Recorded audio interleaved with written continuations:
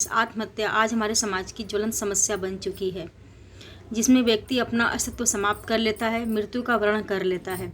बहुत पहले भगवान गौतम बुद्ध ने यह कहा था कि यह संसार दुखमय है। व्यक्ति के जन्म के पश्चात ही दुख उसके साथ साए की भांति चलता रहता है और मृत्यु के पश्चात ही उससे पीछा छूटता है।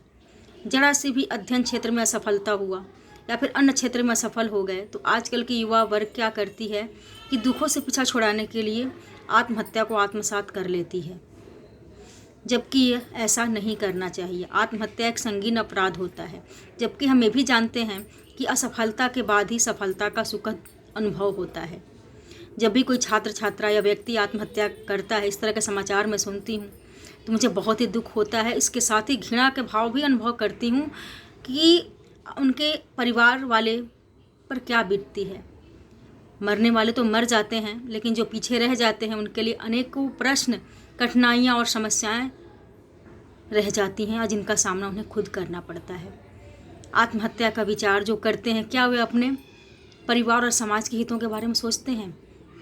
कहते हैं मनुष्य एक सामाजिक प्राणी है, वह समाज के नियमों के अनुसार ही कोई कार्य करता है।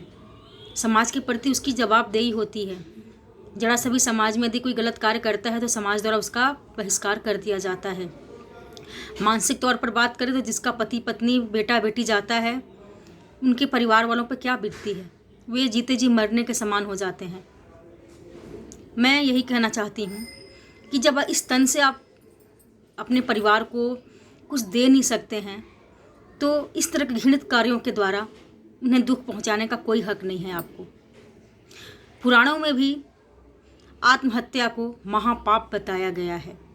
जैसे ही किसी बच्चे का जन्म होता है, उसका पिता उसके साथ अनेक अभिलाषाएं पाल लेता है, लेकिन उन अभिलाषाओं की मृत्यु उसी क्षण हो जाती है जब वो आत्महत्या को आत्मसात कर लेता है। यह याद रखिए, हमें असफलता का परित्याग करना है, जीवन का नहीं। यह जीवन एक बार ही मिलती है। जीवन में यदि सफल होना है तो आत्महत्या के विचार तक अपने मन में मत लाइए। जीवन में यदि सफल होना है तो त्याग, बलिदान, सहनशीलता के भाव को बनाए ही रखना होगा। और रही बात असफलता की, तो असफलता तो आएंगी, इसका सामना आपको करना होगा।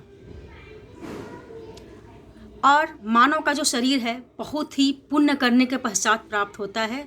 इसका इतना सरलता से परित्याग तो बिल्कुल ना करें। इंसान होने के नाते, मनुष्य होने के नाते कुछ कर दिखाएं। इतिहास गवाह है, मनुष्य ने अपने उत्कृष्ट कर्मों के आधार पर ही अमरता प्राप्त की है। उनके जीवन में भी अनेक कठिनाइयाँ, अनेक समस्याएं आई होंगी, लेकिन वे हिम्मत नहीं हारे। वे अपनी सहनशीलता के आधार पर उस पर विजय प्राप्त किए। युवा वर्ग से मैं यही कहना चाहती हूँ कि निराश बिल्कुल ना रहें, अपना कर्म करते रहें, अपना प्रयास जारी रखें और अपने लिए जिएं, अपने परिवार के लिए शरीर धारण करें।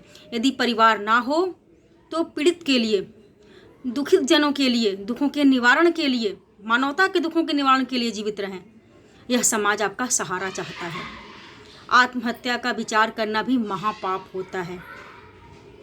कायरता होती है, बुद्धि की दुर्बलता होती है।